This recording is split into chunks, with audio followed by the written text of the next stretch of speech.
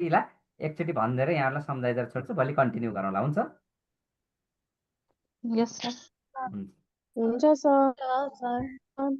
अब मैले भन्छु, मैले आज हजुर। के भने भन्दा विश्वमा संविधान 2 खाले संविधान हुन्छन् बाट सुरु गरेँ। पहिलो अलिखित संविधान भएको देश कुन हो? लिखित बेलायत। पहिले लिखित संविधान भएको देश? अमेरिका। अमेरिका। पहिले घोषणा भएको नि अमेरिकी संविधान कहिलेदेखि लागू भएको रहेछ? 1789 मार्च 4। भेरी गुड, एकदम थ्याङ्क यू। कस्तो राम्रो पढ्नु हुँदैछ, ल टिप्पणी पनि गर्नुभएको छ, खुसी लाग्यो। अब त्यसपछि मैले के भने भन्दा नेपालमा संवैधानिक विकासक्रम भने नेपालमा कतिवटा संविधानका नाम भने? 7वटा संविधान। कार्यान्वयनमा कतिवटा आए? 6वटा। पहिलो संविधानको नाम के हो नेपालमा? नेपाल सरकारको वैधानिक कानुन हो। पहिलोचोटि जारी भएको हुनाले त्यसलाई पुरै संविधान पनि भनेन, कानुन मात्र भनेको छ। नेपाल सरकारको वैधानिक कानुन 2004। यो संविधान कसले जारी गरेको थियो? पद्म शमशेर। श्री पद्म शमशेरले जारी गरेका थिए। Very good. दोस्रो संविधान नेपाल अन्तरिम शासन विधान 2007। तपाईँलाई सबैलाई आउँछ, मैले भनिदिन्छु सबैका सुन्न भन्दा।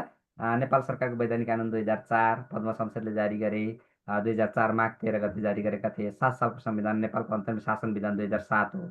7मा चाहिँ राजा त्रिभुवन थिए, त्यतिखेर प्रधानमन्त्री नाम सोधिहाल्यो भने मोहन शमशेर थिए है, सम्झिनु। मोहन शमशेर थिए, मैले अघि भने कि भनिनँ। अनि त्यसपछि यो संविधान चाहिँ चैत 29 गते घोषणा भएको थियो।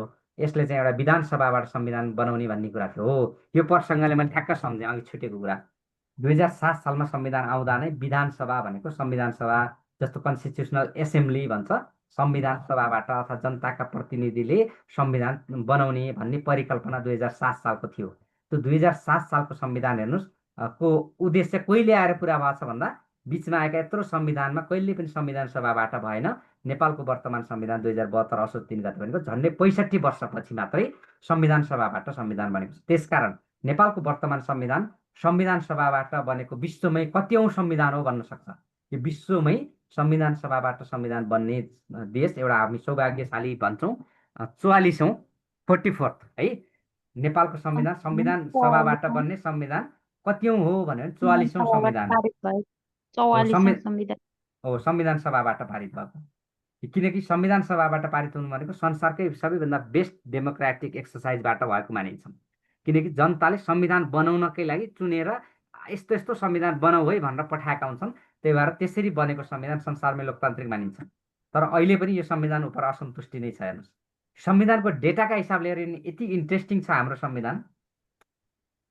संविधान सभाका तत्कालीन 598 सदस्य थिए, टोटल 601 जना मध्ये 598 संसद मध्ये 537 जनाको हस्ताक्षरबाट पारित भएको छ। यो भनेको डाटामा पर्सेन्टेजमा हेर्दा 92% मेजोरिटीबाट जारी भएको संविधान हो। संसारमा अर्को कुनै पनि उदाहरण छैन यति धेरै मेजोरिटीबाट जारी भएको। यस्तो संविधान छ तर पनि संविधान जारी भएकै दिनबाट नेपालमा आन्दोलन सुरु हुन्छ। हामी डेटामा यति धेरै राम्रो छ, अब तर पनि यो कार्यान्वयनका हिसाबले चाहिँ हामी विक फिल गरिरहेछौँ र संविधानबाटै भनौँ न स्टेट फेलरतिर हामी उन्मुख भइरहेको अवस्था छ। अहिले पनि राजतन्त्र भन्छौँ के तन्त्र भन्छौँ, हामी चाहिँ एकदम विचलित भइरहेछौँ है शासनका हिसाबले। जस यो चाहिँ तपाईँलाई एउटा ऐ छुटेको कुरा, 44औं संविधान सभाबाट पारित भएको चाहिँ 44औं संविधान हो। पहिलोचोटि फ्रान्सले जारी गरेको थियो संविधान सभाबाट, त्यसपछि यो 44औं, बिचमा अरू को देशले गरे त्यो डजन्ट म्याटर हाम्रो लागि है। यति भनौँ। र सबैभन्दा लामो संविधान विश्वकै सबैभन्दा लामो संविधान भनौँ, धेरै भएको संविधान भनौँ, ठुलो संविधान भनौँ चाहिँ भारतको संविधान हो है। सबैभन्दा सानो अमेरिकाको संविधान पहिलो संविधान पनि हो, सानो संविधान पनि हो। अब अहिले अरू कुनै देशको एउटा कार्यान्वयनमा भएको संविधान हो भन्ने कुरा आउँछ होइन र सर? अमेरिकाको चाहिँ हो। त्यही भएर संविधान के भन्दा एउटा गतिशील दस्तावेज हो। एकचोटि बनाएपछि आवश्यकताले त्यसलाई संशोधन गर्दै लान सकिन्छ। जस्तै 1989 मा बनेको संविधान अमेरिकाको संविधान अहिले पनि त्यही छ।